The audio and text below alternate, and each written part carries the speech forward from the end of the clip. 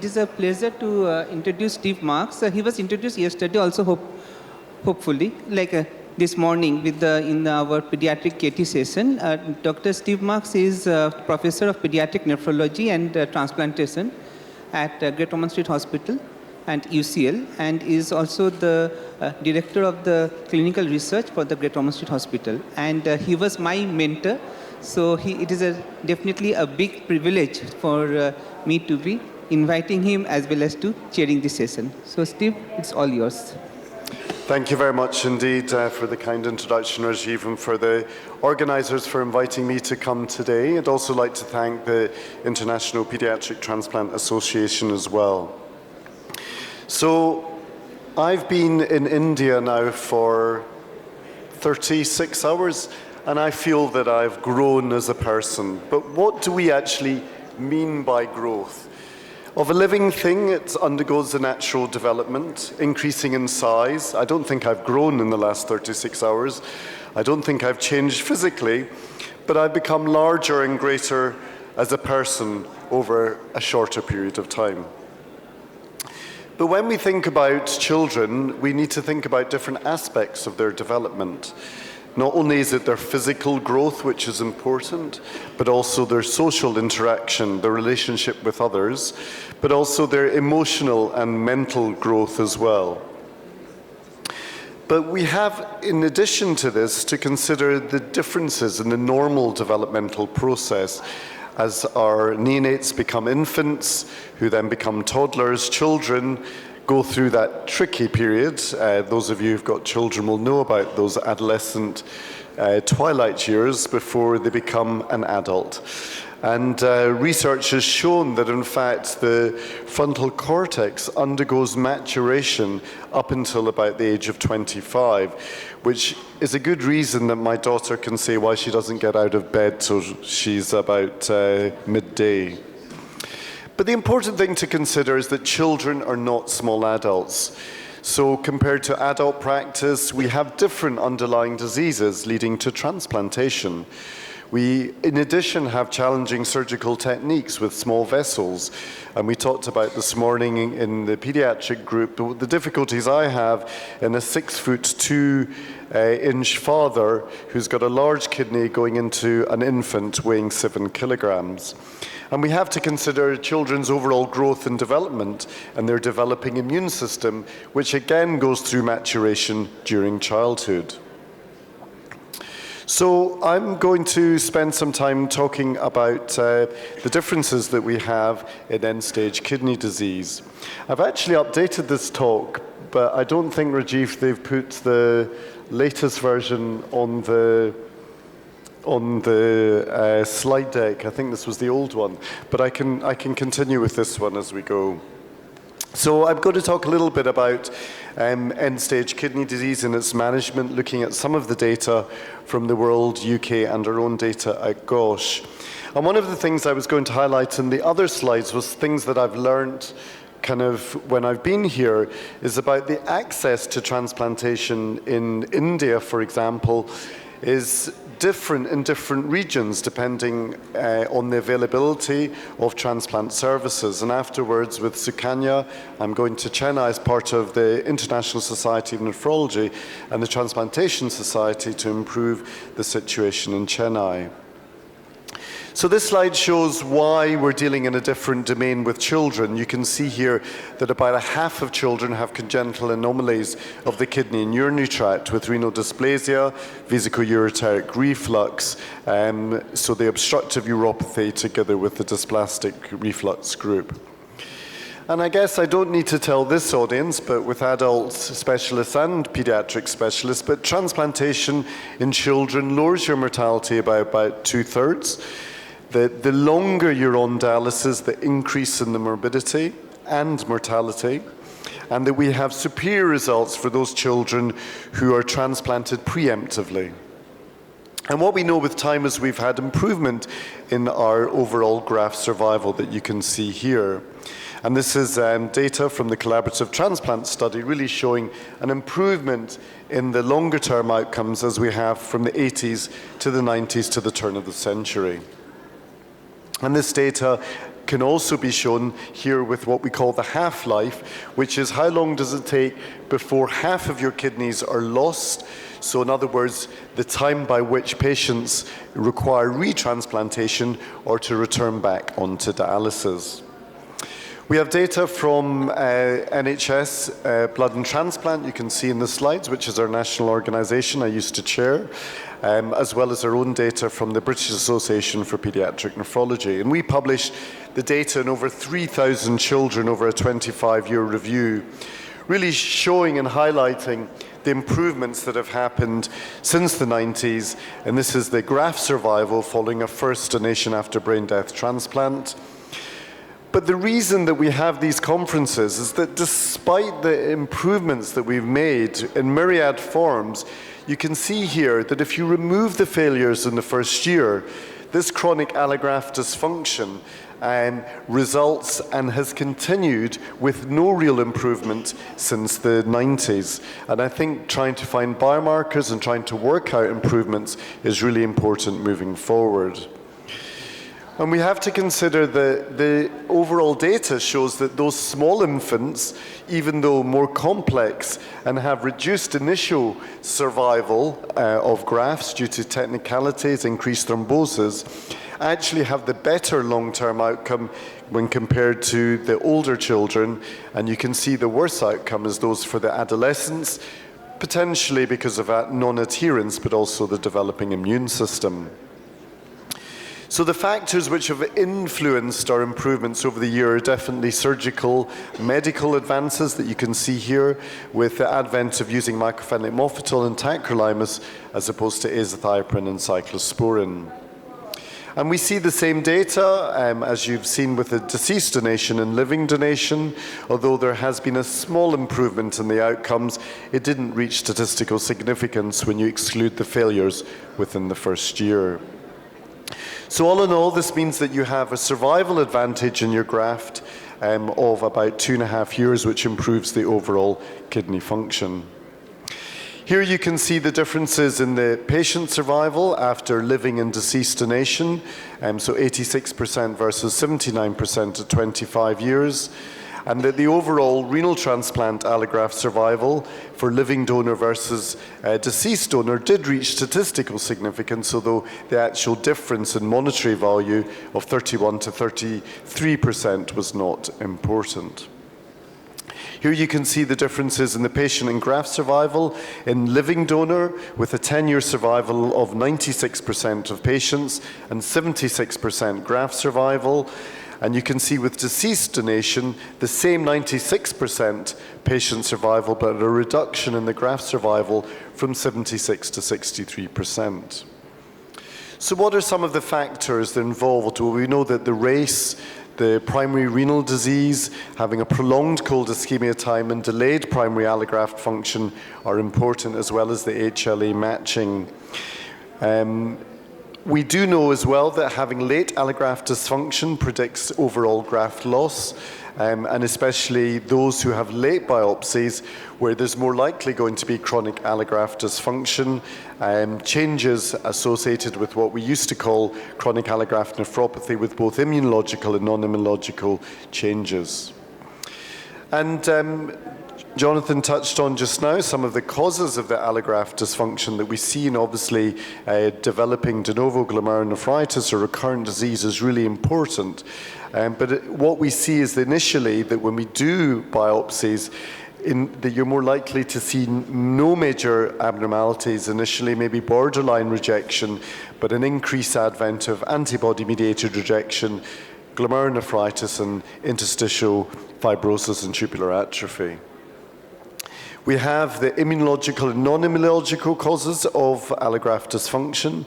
So late allograft rejection being the immunological cause, non-adherence and recurrent or de novo glomerular disease compared to non-immunological, so with vascular bladder dysfunction and BK viral-associated nephropathy. So what is it that we need to consider in our patients and their growth? Well, if you look at the factors which are important in growth, and this comes in a myriad of presentations and publications, Part of it is genetic, your inherent, especially if there's an associated syndrome, which may impact on your growth. There may be antenatal or caregiver factors which are important with your overall access to healthcare, environment, nutrition. There's definitely individual differences that can be seen together with children's health or the illness, but what is very often missed is actually the medications, and I think that's one of the important aspects that we really need to think about. And this really brings us to part of the discussion we had earlier about the use of steroids, and again, multiple side effects that you can get from long-term corticosteroids.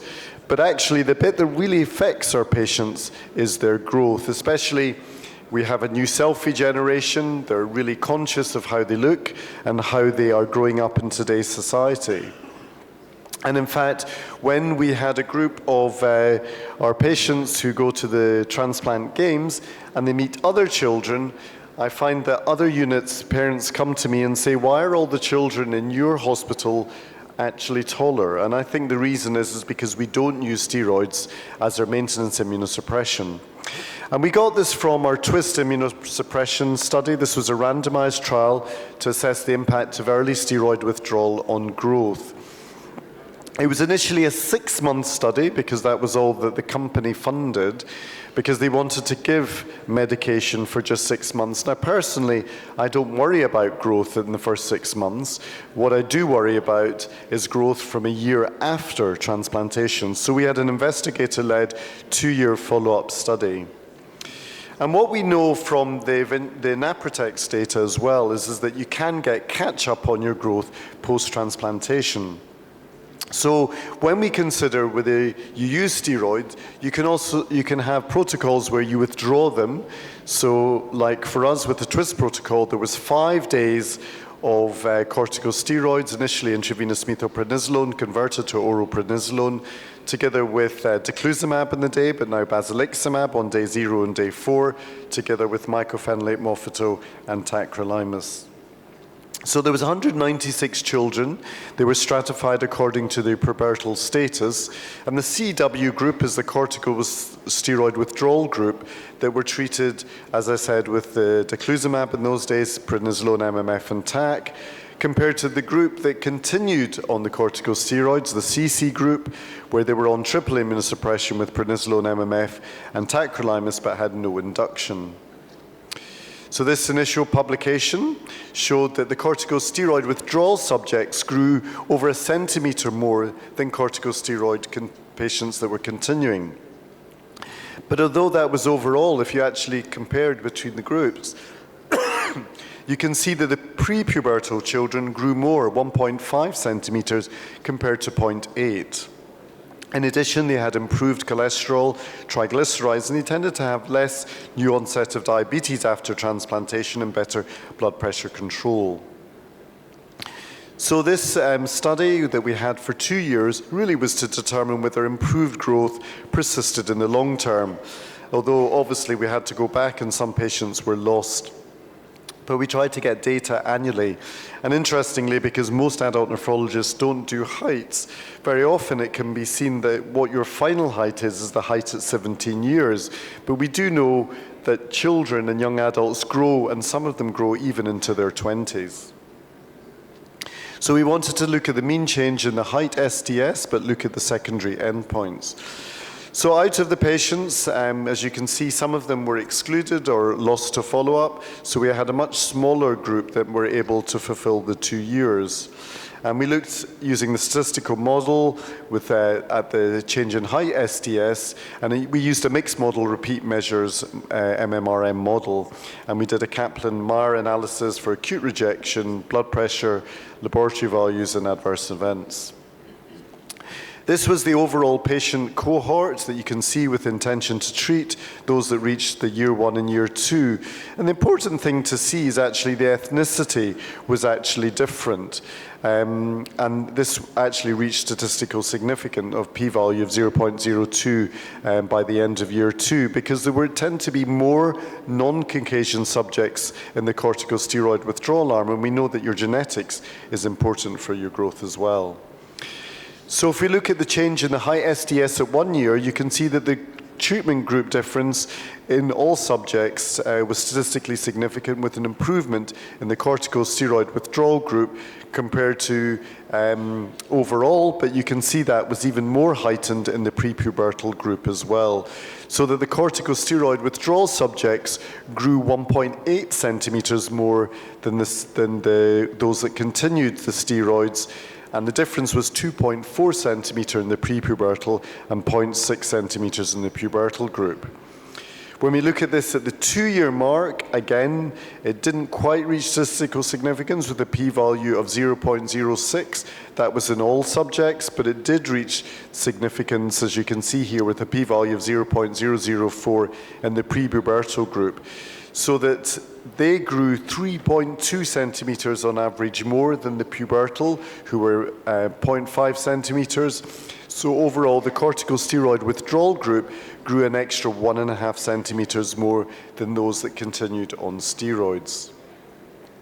There were 2 graft losses in each of the groups due to acute and chronic rejection at the time, and there were no deaths in those patients that continued steroids, and there were 2 deaths. One was a patient who had an unrelated cardiorespiratory arrest, and one patient who developed post-transplant lymphoproliferative disorder.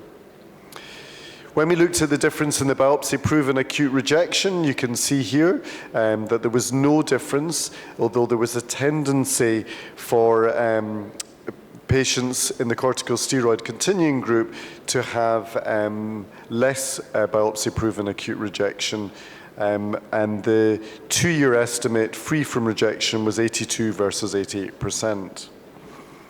We looked at also how much doses that the patients got, and the differences that you can see were fairly similar. We aimed for trough tacrolimus levels that were achieved, and also the MMF dose was that which we were interested in. Here we look at aspects in the eGFR, which again was similar, but a slight increase in the eGFR in those that continued on steroids, but there was no difference in the lipid profile. Again, when we looked at the adverse events, there was a significant increase in the corticosteroid withdrawal group in the number of bacterial infections requiring hospitalization. But if you looked at this overall, by the time it got to the 2nd year, it no longer reached significance. Obviously, there were quite a few patients who were lost to the follow-up that you can see here. There was some data which was not documented correctly about the pubertal status, and obviously we studied a population here that were not high immunological risk. Nobody had an HLA or ABO incompatible transplant. So I think we showed that early corticosteroid withdrawal improved our patients' growth at 1 year. A more prominent effect in the prepubertal subjects, but definitely improved growth continuing to secondary in prepubertal subjects. There was no difference in acute rejection, graft, or patient survival. So I just wanted to talk about, just finalizing at the end, is the consideration that we have about patients' growth is obviously the management of chronic renal allograft dysfunction. So the consideration of when patients develop chronic kidney disease, or CKD, and thinking about ongoing immunosuppression on these patients and how much do they need to prevent them becoming sensitized, especially if you're thinking about retransplanting them. So it's really important to go back, and I strongly advocate nutrition to improve growth where at all possible. I know that growth hormone is not readily available in India, but in fact, even in my practice, we rarely use growth hormone either pre or post-transplant for our CKD population unless they have another syndrome or growth hormone deficiency. So it's really important to manage the chronic kidney disease parameters in patients with failing allografts, prevent hypertension, fluid overload, and to prepare for retransplantation. And what we aim to do, where at all possible, is a preemptive retransplant as well. So my take-home message as the bell goes, the clinical outcomes for patients are continuing to improve over the past 3 decades, although we need to have more preemptive renal transplantation and obviously the effects of COVID-19. We have an increased research portfolio and agenda in pediatric kidney transplant recipients from both living donors and deceased donors, and considering donation after circulatory death as well as DBD donors. And prospectively, we're looking at access to transplantation and transplantation outcome measures in children, what we call a national atomic study, which has now gone across Europe as well. So finally, just remember that children are not small adults. They are different in their own right. You have to think about their growth. And this is one of my patients who was on dialysis from birth, ended up being transplanted when he was 18 months, and this is him when he held the Olympic torch flame in London Olympic Games. Thank you very much. Thank you for a very nice talk. I guess the question I had relates back to John Barrett's talk to some extent. In your corticosteroid withdrawal group, first, did you say, I mean, I realize the numbers were not that great, but did you see any evidence of recurrent glomerulonephritis in any of this group? And overall, as a general consideration, is it your policy or the policy of the TWIST group to consider steroid withdrawal differently based on the patient's original native kidney disease? Yeah, so I do advocate the steroid minimization for patients. However, if I've got a patient with IgA vasculitis, of course, we see that more commonly going into chronic kidney disease than we do IgA nephropathy, then I actually do give longer-term steroids, even though the risks of recurrence are obviously less in the IgA vasculitis or henochonum than they are compared to the IgA nephropathy. Those patients that had primary focal and segmental glomerulosclerosis, so not as a secondary phenomenon, were excluded because, again, most people would be changing their immunosuppression protocol and they weren't happy to enter them into the study to have steroid minimization. And again, I would advocate and be happy with the TWIST protocol, but invariably for recurrent FSGS, which has got a higher risk of recurrence, so especially those children who've presented with primary steroid-sensitive nephrotic syndrome that develops secondary resistance that goes into chronic kidney disease and then goes into end-stage kidney disease where the genetics is not proven to be a factor. Those children are the ones that we would have our own FSGS protocol and invariably would involve intravenous cyclosporin because of its effect on the podocytes initially. Thank you. Are there any other questions from the House? Sir. That will be the last one. Is there any role of growth factor in pediatric transplantation after 1 year of transplantation? Role of growth factor, growth hormone. You mean giving growth hormone? Yes. So in the UK, we're able to get growth hormone much easier and we're able to prescribe it. Invariably, in the children that have got good renal allograft function, if they're not growing well, then I first of all look at it upon what their nutrition, the dietary intake is. Some of the kids, obviously, with other syndromes, I'd put some additional slides in which kind of touched on this, obviously may have gastrostomy, and we will continue the feeds a little bit more post-transplant. But invariably, I can get the kids to grow much better post-transplant off corticosteroids that in the last 10 years, I've not used growth hormone in any of the patients, apart from the ones where we've maximized the nutrition, they've got 𝐒𝐭𝐞𝐃D, so they've gone back into chronic kidney disease and they're not growing, and it's just to boost them. Because very often I find, historically, the ones that I gave growth hormone, I'm not sure that it impacted on their final height. It just made them grow faster through that phase. But of course, you can't tell on an individual patient basis. So the number of children who require growth hormone post-transplant, I think, is very small. Thank you. Steve, I'll have the last question with your permission. What about neurocognitive outcome? Say again? The neurocognitive outcome. Yeah. And have you, does transplant, is there any evidence, there's evidence that CKD does impair neurocognitive? I had Does a- transplant make it better? I had a slide on that which I'd added in which didn't come in because the things which passed through my mind is the children, especially kids with congenital nephrotic syndrome, who have an increased incidence of autistic spectrum disorder, attention deficit. Many of them were inpatients for months without their parents giving them their usual stimulation during the first year of life. In addition, we then added in COVID, so those babies only saw our eyes, they didn't see our faces and our smiles. So I think the part of that has a role. The underlying syndromes also, like we have children with Joubert syndrome, which impacts, and obviously having a transplant's not going to go make all of those problems go away.